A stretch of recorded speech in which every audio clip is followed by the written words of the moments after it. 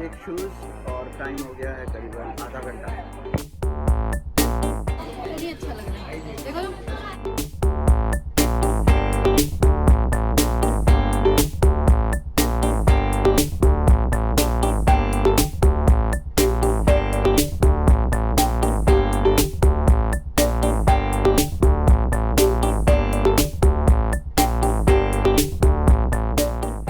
Finally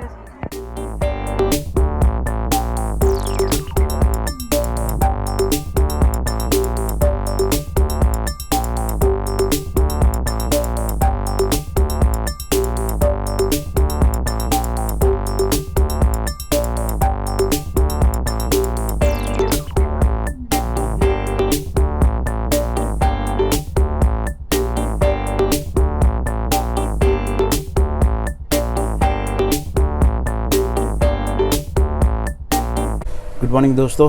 पहले तो मैं आप सबसे माफ़ी मांगना चाहूँगा कि मैंने 2 दिन से कोई वीडियो नहीं डाला था, सैटरडे नाइट को और संडे को, क्योंकि काम में थोड़ा सा बिज़ी हो गया था पर्सनल वर्क में। और साथ साथ आपने पहले ये देखा कि मैं एक मॉल में विज़िट किया था लास्ट सैटरडे को, और जैसे कि आपने देखा काफ़ी टाइम लग गया एक प्रोडक्ट को सिलेक्ट करने में।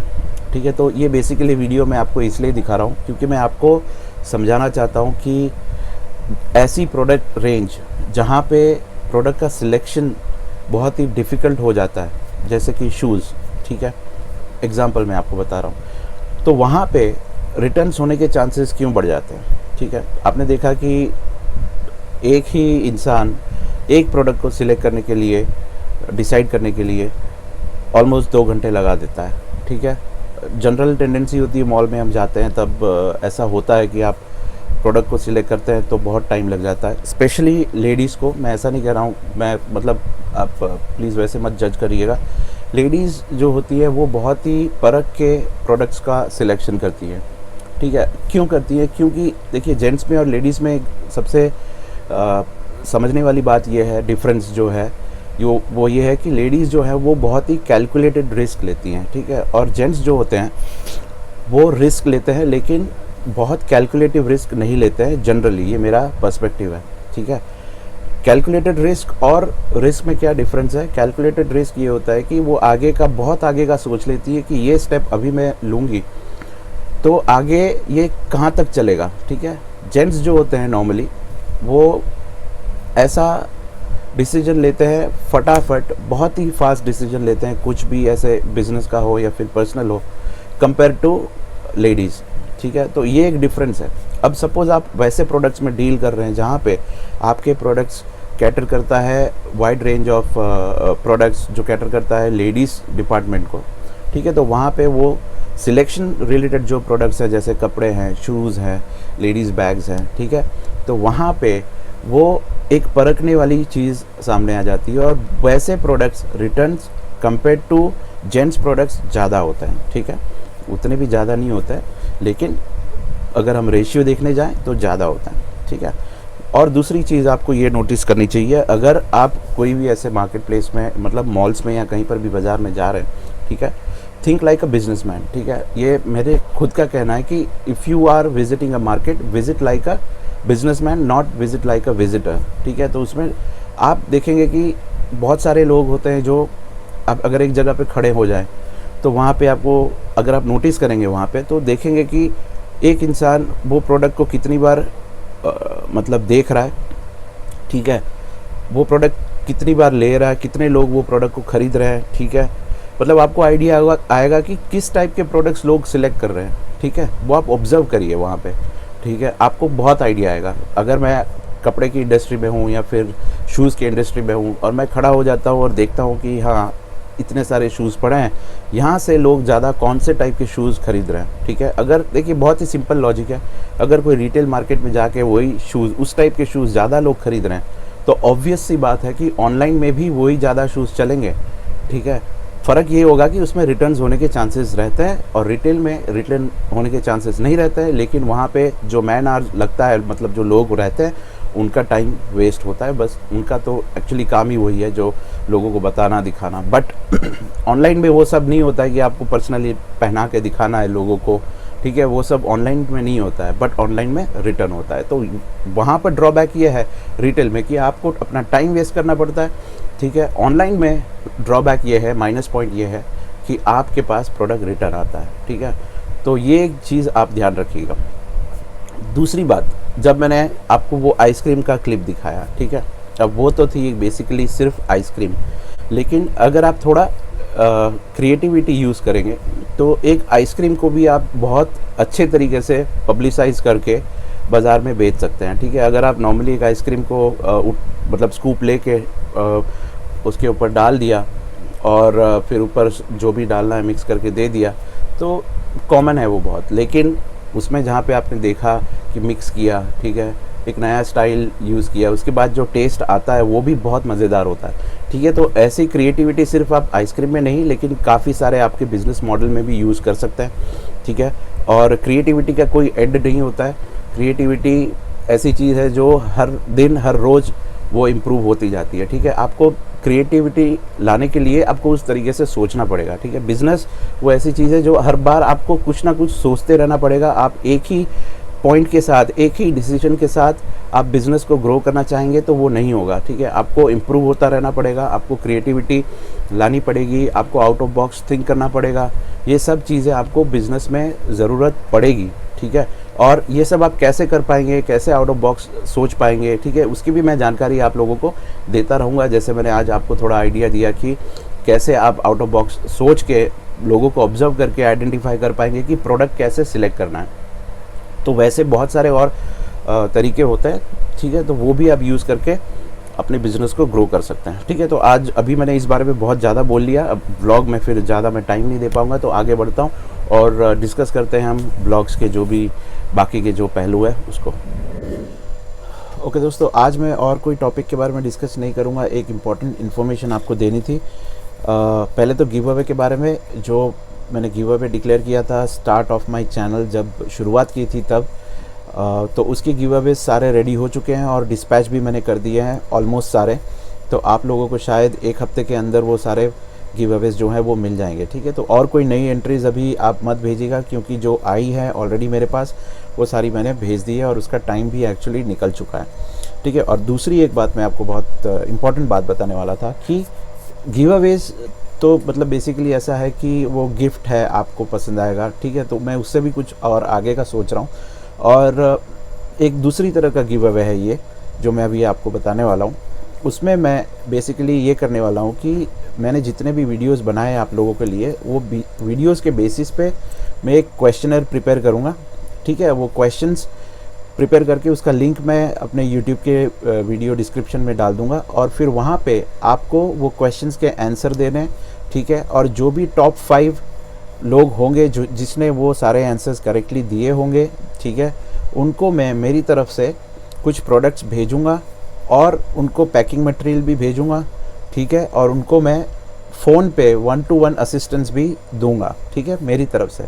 अब ये आप मत सोचिएगा कि मैं यहाँ पे किसी का रैंडम सिलेक्शन करने वाला हूँ। मैं सबके रिजल्ट्स आपके सामने रखूँगा, जिसका भी जो भी ऑप्शन मतलब जितना हो सकेगा मेरे से उतनी ट्रांसपेरेंसी मैं रखूँगा, ठीक है। और जितने भी लोग आंसर देंगे उसमें से मैं अभी फ़िलहाल 5 लोगों का सिलेक्ट करूँगा, ठीक है। और ऑब्जेक्टिव टाइप क्वेश्चंस रखूँगा, मैं ज़्यादा कॉम्प्लिकेट नहीं करूँगा आप लोगों के लिए, ताकि मैं रिजल्ट्स भी इजीली आप सबके साथ डिक्लेयर कर पाऊँ, ठीक है। तो ये करने के पीछे मेरा मेन रीज़न यही है कि आप मतलब देखिए, हम स्कूल और कॉलेज में सब पढ़ लिख के आगे बढ़े, तो एग्ज़ाम्स वहाँ पर भी होती थी, ठीक है।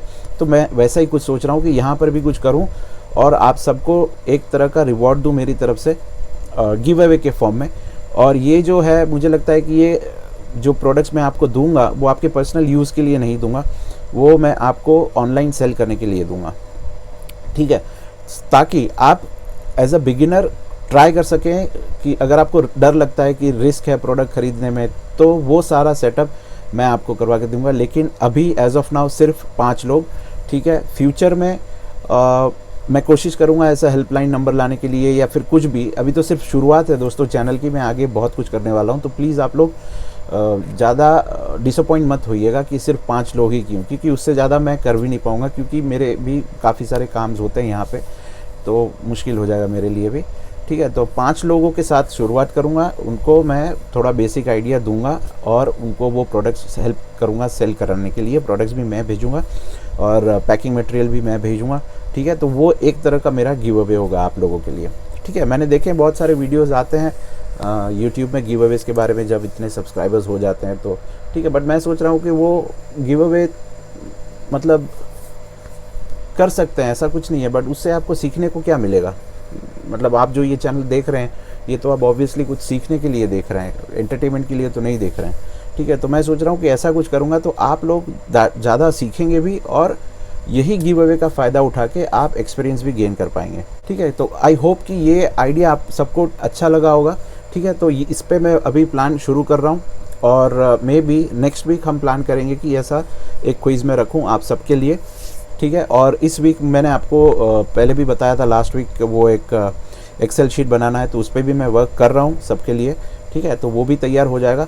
और हाँ, दूसरी एक बात, जब मैं ये क्विज़ रोल आउट करूँगा तो वो क्विज़ जिस दिन रोल आउट करूँगा उसी दिन आपको उसका जो आंसर पेपर है वो सबमिट करना पड़ेगा। ठीक है, सपोज़ मैं सुबह वो क्वेश्चन पेपर डालता हूँ, वीडियो डालता हूँ, तो शाम तक आपकी उसको मतलब अपडेट कर देना होगा और नेक्स्ट डे मैं वो एक्सेप्ट नहीं कर पाऊँगा। ठीक है, तो उस बात का आप ध्यान रखिएगा। मैं पहले ही बता दूंगा आप लोगों को कि मैं वो कब अपलोड करने वाला हूँ वीडियो।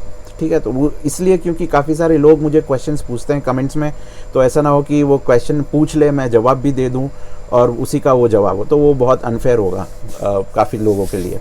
तो इसलिए, और मैं आपने देखा होगा कि मैं मोस्टली कोशिश करता हूँ हर एक कमेंट का जवाब देने का, तो उसमें भी वो आंसर चला जाएगा तो वो बहुत प्रॉब्लमेटिक हो जाएगा। ठीक है, तो वो ना हो इसलिए मैं ये डेडलाइन रख रहा हूँ एक दिन का। ठीक है, और आगे ऐसे और इनिशिएटिव्स मैं लेता हूँगा, आप लोग भी मुझे सजेशन देते रहिएगा कि क्या क्या करना है नहीं करना है, ताकि हम लोग मैं आप लोगों को कैसे ग्रो कर पाऊँ। ठीक है, मेरे चैनल का तो मैं नहीं सोच रहा हूँ अभी कैसे ग्रो होगा या नहीं होगा, आप लोग कैसे ग्रो होंगे वो मेरे लिए ज़्यादा इंपॉर्टेंट है अभी। ठीक है, तो आप आइडियाज़ और सजेशंस मुझे देते रहिएगा। ठीक है दोस्तों, अभी हम चलेंगे हमारे जो रेगुलर क्वेश्चन आंसर सेशन है वहाँ पे।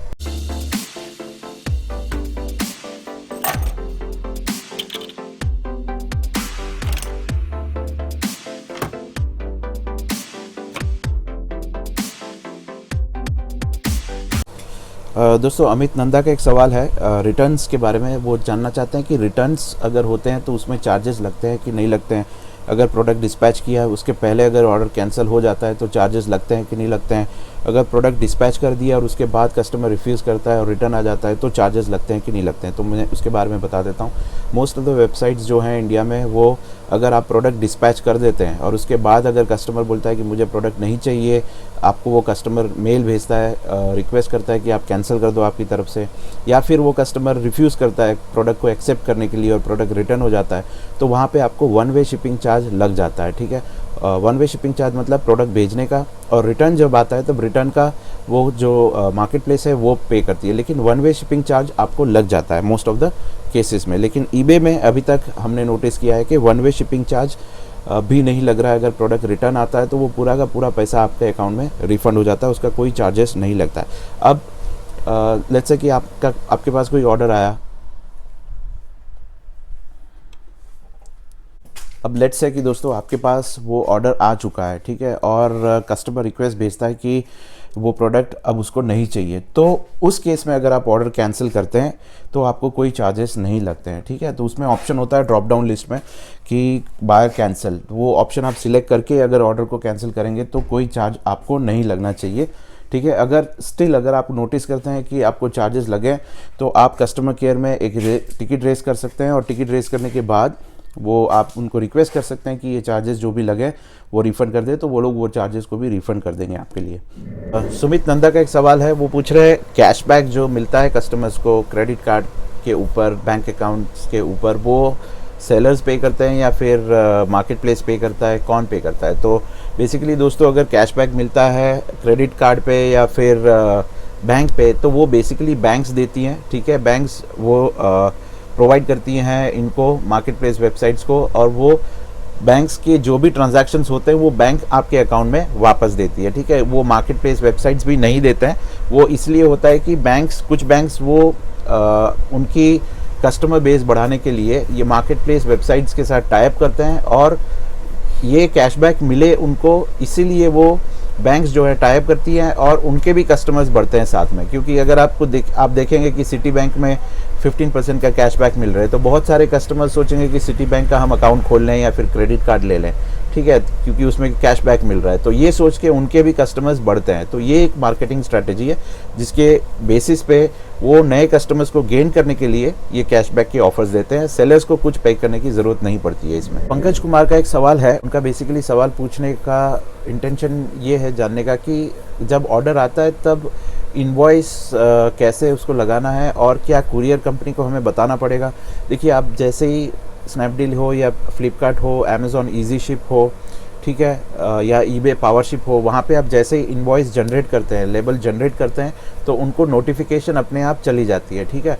और वो नोटिफिकेशन उनके पास जाती है तो वो लोग खुद आपके पास आते हैं, आपको किसी को फ़ोन करके बताने की ज़रूरत नहीं पड़ती है, ठीक है। जब भी आप इनवॉइस जनरेट करते हैं तब आपको लेबल अलग से चिपकाना होता है प्रोडक्ट के ऊपर, और उसका जो इनवॉइस होता है प्रोडक्ट का वो प्रोडक्ट के ऊपर अलग से लगाना होता है, ठीक है। लेबल में जनरली आपको उसके ऊपर बारकोड्स दिखेंगे, ट्रैकिंग नंबर दिखेगा, वो सारी इन्फॉर्मेशन लेबल्स पे दिखेगी जो वो लोग स्कैन करते हैं और कस्टमर्स को भेजते हैं। और इनवॉइस जो होता है उसमें प्रोडक्ट की पूरी डिटेल्स लिखी होती है, प्राइस, अमाउंट, कस्टमर का एड्रेस, ठीक है, वो सारी डिटेल्स इनवॉइस में लिखी हुई रहती है। अमन भाटिया का एक सवाल है यहाँ पे, वो बेसिकली पूछना चाह रहा है कि अगर कोई प्रोडक्ट ऐसा हो इम्पोर्टेड चाइनीज़ प्रोडक्ट जहाँ पे एमआरपी ना हो, तो उस प्रोडक्ट को हम कैसे बेचेंगे। तो वो प्रोडक्ट को बेचने के लिए आपको उसके ऊपर एमआरपी लेबल लगाना होगा। अगर एमआरपी लेबल लगाना है तो अभी आपको स्क्रीन में दिखेगा एक प्रोडक्ट, जहाँ पे जो प्रोडक्ट को आप यूज़ करके प्रोडक्ट के ऊपर जो प्रोडक्ट आप बेचना चाहते हैं उसके ऊपर डायरेक्टली एमआरपी का वो लेबल लगा सकते हैं, ठीक है। तो अगर आप वो प्रोडक्ट ख़रीदना चाहते हैं तो नीचे मैंने लिंक दे रखा है, वो लिंक एफिलिएट लिंक है। इसका मतलब ये है कि अगर आप वो प्रोडक्ट खरीदेंगे तो उसमें से कुछ कमीशन मुझे भी मिलेगा। ये मैं आपको बहुत ही फ्रैंकली बता रहा हूँ, ये फर्स्ट टाइम मैंने एफिलिएट का लिंक यहाँ पे डाला है, ठीक है। और ये मैं इसलिए डाल रहा हूँ क्योंकि ये भी एक तरीका होता है ऑनलाइन पैसे कमाने का, ठीक है। तो उसके बारे में मैं और डिटेल में बात करूंगा किसी और वीडियो में। एफिलिएट लिंक्स के बारे में मैंने ऑलरेडी ये प्लान कर रखा है कि आप एफिलिएट लिंक से भी कैसे अर्न कर सकते हैं ऑनलाइन, ठीक है। ओके दोस्तों, इसी के साथ आज का दिन ख़त्म करते हैं। और कोई सवाल हो आपका तो कमेंट बॉक्स में लिखिएगा, लेकिन थोड़ा टाइम दीजिएगा रिप्लाई करने के लिए। मैं डेफिनेटली आपके कमेंट्स का भी रिप्लाई दे दूँगा। थैंक यू दोस्तों, हैव अ नाइस डे।